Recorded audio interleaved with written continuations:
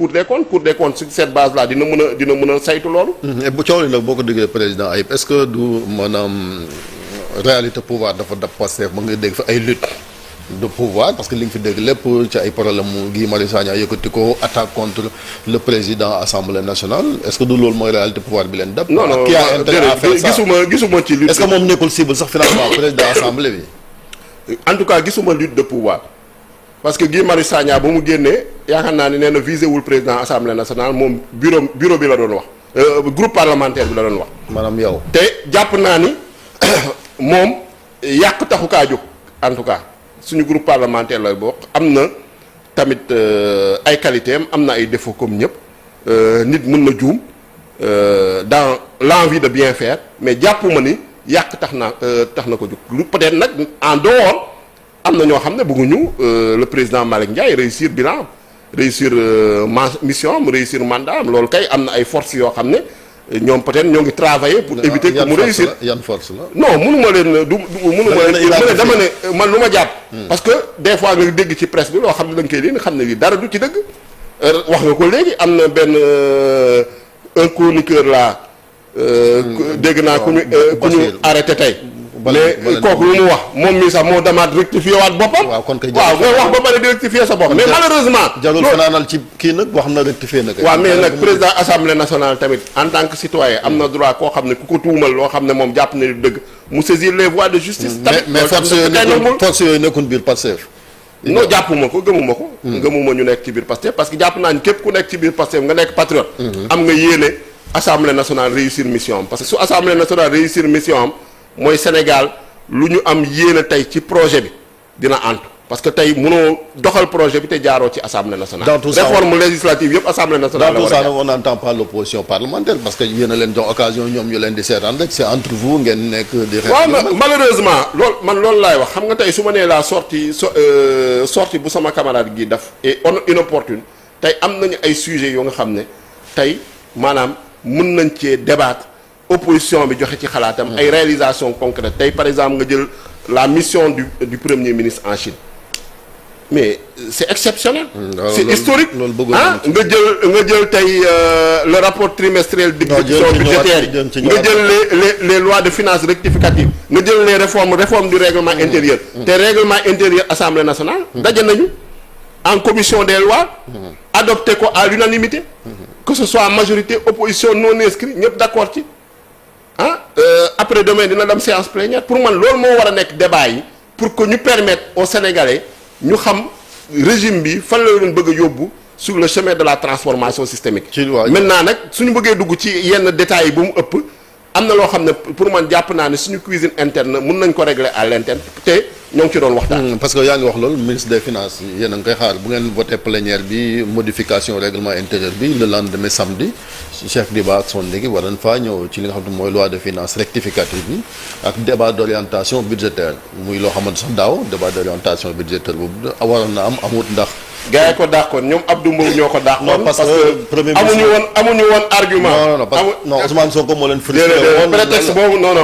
prétexte moo ne woon bu kii buñ modifié règlement intérieur bi mu dem grand théâtre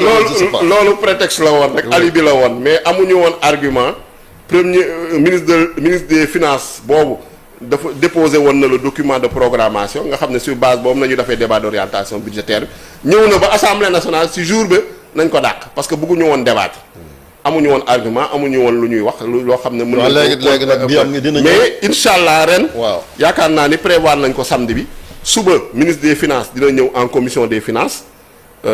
pour présenter la loi de finances rectificative. mais laataa loolu sax yaa ngi ko wax sànq muy rapport trimestriel yi yéexaay bi mu yéex sa retard bi ak si loolu en tant que député ñi ngi doon xaar ngeen woo ministre des finances mu justifier lan moo tax mu toog ba tey di doog a génne rapport yoo xamante ne war na génn depuis très longtemps. mais loolu ñoo ngi ciy jokkoo ak ministre des finances te joxe na ay explications. kañ la ko joxe barki démb. non pas barki démb. c'est-à-dire non xam nga. waaw non député du peuple. waaw non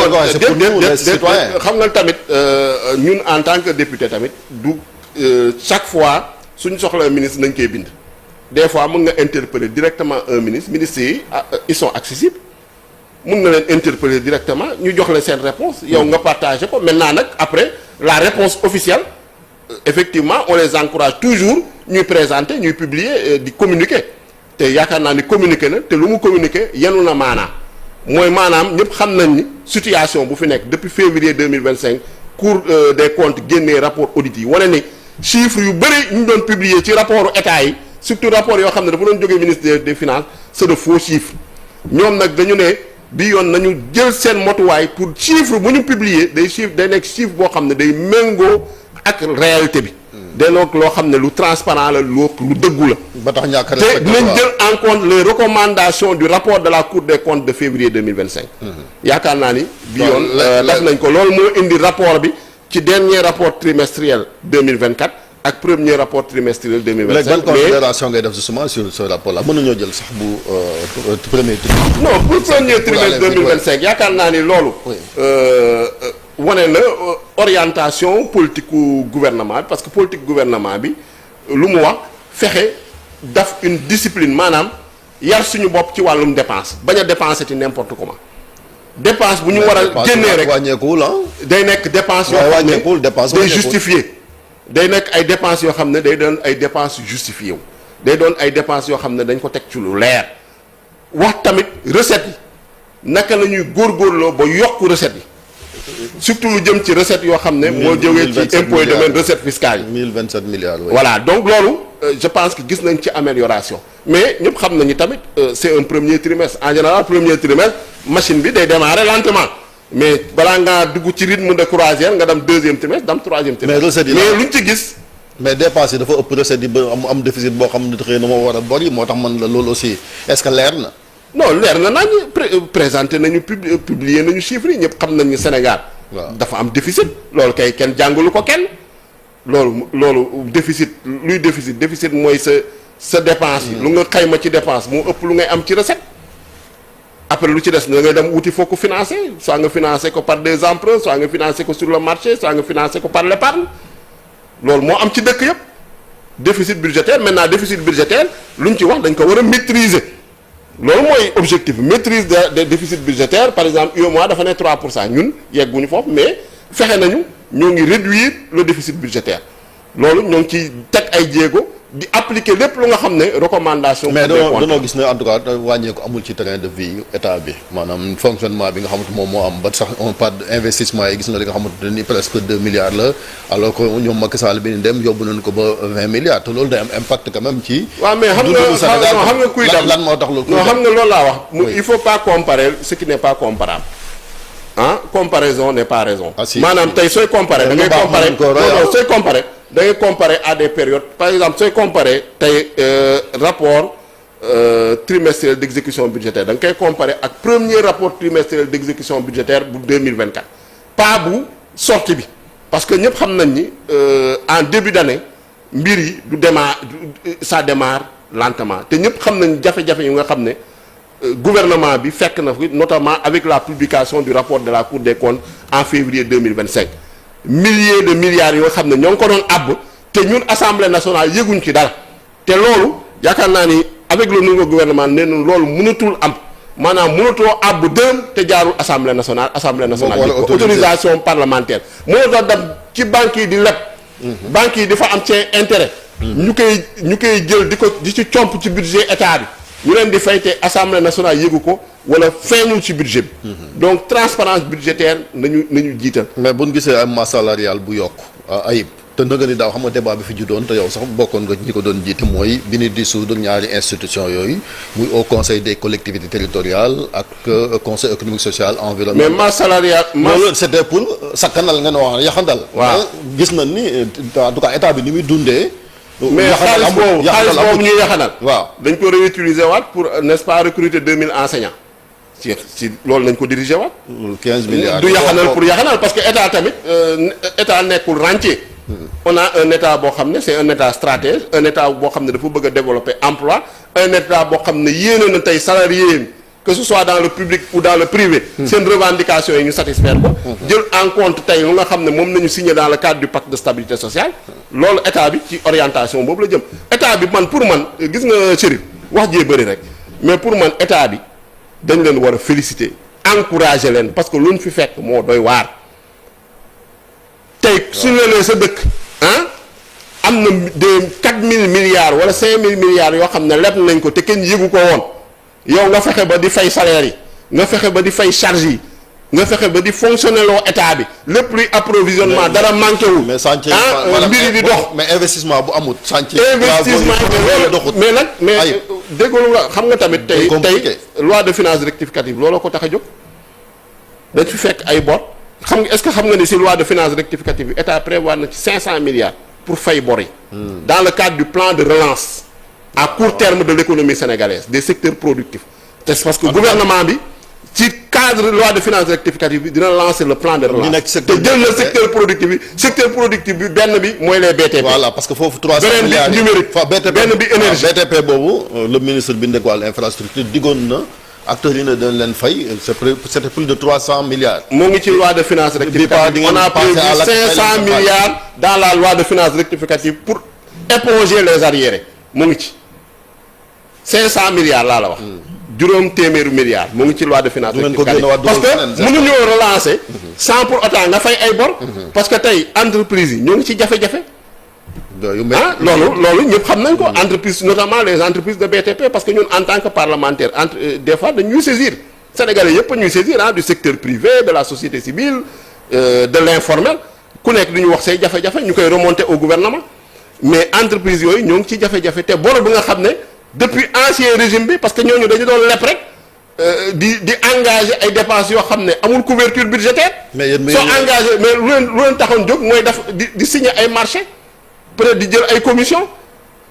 raison boobu rek laa mën a gis parce que nooy mën a engager dépense boo xam ne amul couverture budgétaire mooy maanaam budget prévoir nañu ko ci budget. waaw nee nga relance jaarul ci autorisation. waaw wax nga lu am solo muy relance bi économie parce que ñu ngi koy xaar relance boobu mais buñ bloqué chantier yi nga xamante ni mooy chantier état bi aussi du day contradictoire ak volonté de relance de l'économie du Sénégal surtout situation finance publique yi nii mu mel. non xam nga suñu nee relance mooy tout ce qui est chantier yoo xam ne taxawoon na chantier yi lu tax ñu taxawoon. ñenn ñi. chantier yu bëri dañ ko am na yu bëri yoo xam ne surfacturation la te gouvernement bii dafa ne jubal jubanti du fekk loo xam ne lii dañ ko surfacturé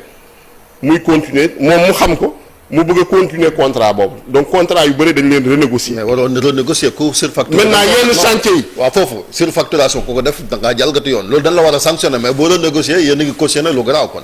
non xam nga tamit am na loo xam ne ñoo peut-être ay entreprises yu nekkoon dans un contexte différent di ko jëflanteel ñoo xam ne peut-être jubuñu woon ku def déggoon wax ku def lépp lu nga xam ne c'est au pénal loolu pôle judiciaire financier ak juridiction yi ñoo ngi koy gérer man je te parle en termes de marché administratif tey lu état bi daf mooy fexe na renégocier contrat yu bëri yoo xam ne gis na ci fi surfacturation pour contrat yi nekk à l'avantage de l'État et du citoyen sénégalais donc que ce soit dans l'électrification rurale que ce soit dans les BTP ak yeneen secteurs que ce soit énergie hydraulique yooyu yëpp gis nañ ci ay renégociations yoo xam ne c'est à l'avantage du Sénégal maintenant yooyu suñ ko xasee ba renégocier mu am couverture budgétaire mais day yomb relance boobu 500 milliards yi ñu prévoir ci loi de finances rectificative bi c'est pour la relance am na yeneen action yoo xam ne tamit prévoir nañ ko relance wàllum souveraineté alimentaire dans le domaine du numérique dans le domaine de l'énergie parce que dañoo ne dépenses yi tamit il faut que ñu fixer wu ay priorités l'État ne peut pas tout faire il faut que mu fixer wu ay priorités parce que tey lu ci am solo mooy depuis octobre 2024 am nañu une vision Sénégal 2050 xam nañu fu ñu bëgg a jëm loo xam ne moom moo remplacer le plan Sénégal émergent am na le master plan fii ba 2034 am na également la stratégie nationale de développement 2025-2029 mais jëfe gi res léegi nag budget bi dañ koy arrimer ci stratégie nationale de développement stratégie nationale de développement boobu dafa fixé wu ay priorité mais dafa bëgg a régler prioritairement dépenses yu nga xam ne moo jëm ci wàllum équité sociale ak développement humain luy jëm éducation wér-gu-yaram bi santé bi lu jëm ci dundu nit ñi loolu priorité la leneen loo xam ne priorité la mooy énergie fexe Sénégal yépp gox boo munti nekk nu mun a am courant fii à l'horizon 2029 mais foofu hydraulique mooy wàllum ndox mi waratul am dëkk boo Sénégal boo xam ne dëkk boo xam ne amuñu ndox amuñu accès à l'eau potable nga jël également wàllum numérique am na stratégie New Deal technologique boo xam ne développé nañ ko mettre en œuvre le New Deal technologique yooyu ay priorité nga jël également la souveraineté alimentaire ci wàllum mbay mi ci wàllum sàmm ji ci wàllum napp ji yooyu yëpp ay priorité loo xam ne dépense d'investissement yi nag mais naka ci lay priorité yooyu nañ koy naka lay weesoo wax maanaam discours mu nekk réalité parce que boobu léegi quand même yaa ngi xaaral ñu ci bëri sénégalais di impatienté wu parce que xam na ni la situation elle est difficile yéen wax Sénégal horizon 2050 c'est très loin mais yow Chérif maa ngi lay wax nii léegi plan de relance boo xam ne moo ngi ci loi de finances rectificative ça fait 1 an mais plan de relance boobu moom na sur la base du budget dañuy concrétiser les actions qui sont dans la stratégie loolu la ñu xam stratégie bi soo jógee ci stratégie bi y a le budget soo jógee ci budget bi y a les projets et programmes yooyu qui se déclinent en activité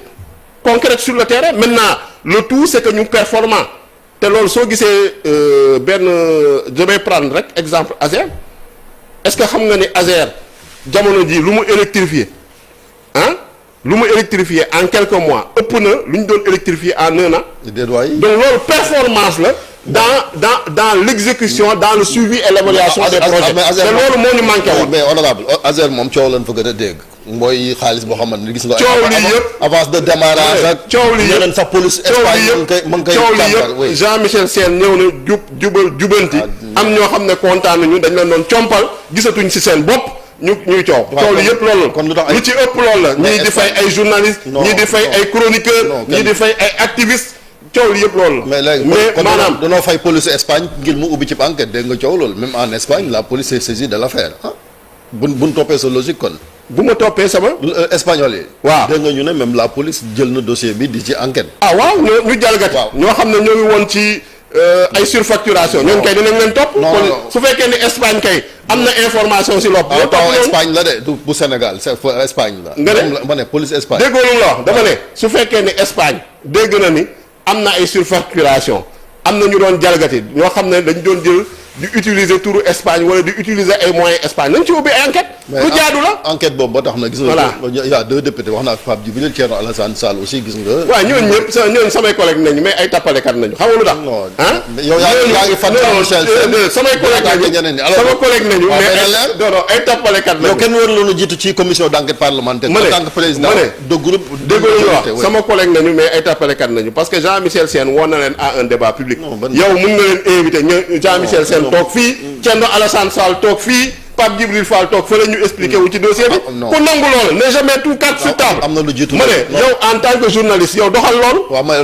mais ñoom li leen seen mission may en tant que journaliste su fekkee dañu bëgg lu leer rek jarul guddal non am en 2 heures 3 heures de temps Jean-Michel Sène démonté leen mais honorable bi ñu commencé mais comme que bëgguñu loolu ñu nekk ci tappale yi di guddal jël ak di kii mais président mais dama ne bi ñu commencé xam nga da nga ne da ngeen di modifier règlement intérieur bi ba léegi sax député bi mën na convoquer le exécutif mu ñëw donc li gën a gaaw kay mooy bu ngeen modifier seen règlement boobu lui en tant que directeur général. waaw loolu laa venir en commission ñu interroger on le voit dans les grandes démocraties. dama ne loolu sax guddal jël la parce que moom ci boppam moom moo ne il est prêt à un débat public. xam nga loolu il est prêt à un débat public moom Jean-Michel Sène ne woo leen ne leen kaay leen ñu débat mën ñu indi samay argument balaa sax may ñëw sax naa leen fournir documents yi. ngeen am documentation yi mais nañ ko nangu loolu ñoom opportunité pour ñoom la parce que ñoo ngi wax ci mbir boo xam ne depuis bu ñu ciy wax saa ñu ci waxee ñu tontu leen démonter leen mais marché boobu moo ngi dox ñoo ngi électrifier village yi soo demee tey région de Sédhiou wala nga dem région de Tambacounda région de Kolda loolu mooy l'essentiel lu ci des yëpp ay wax la l'essentiel corps de contrôle yi nag mais ASER si seen champ de contrôle la bokk. d'accord suñu jotee pour contrôler nañ ko contrôler rapport audit yi su génnee dina leer. waaw premier ministre day kii forum Davos bi dina ci participer depuis une semaine mi ngi Chine gis nañ visite yi nga xamante ni def na ko dans certaines provinces foofu retombé visite boobu lan la ci attente. bon retombé visite yooyu yaakaar naa ni bëri na parce que Chine quand même partenaire boo xam ne stratégique la Chine tey mun nañ jàpp ni pratiquement c'est la 2e puissance économique.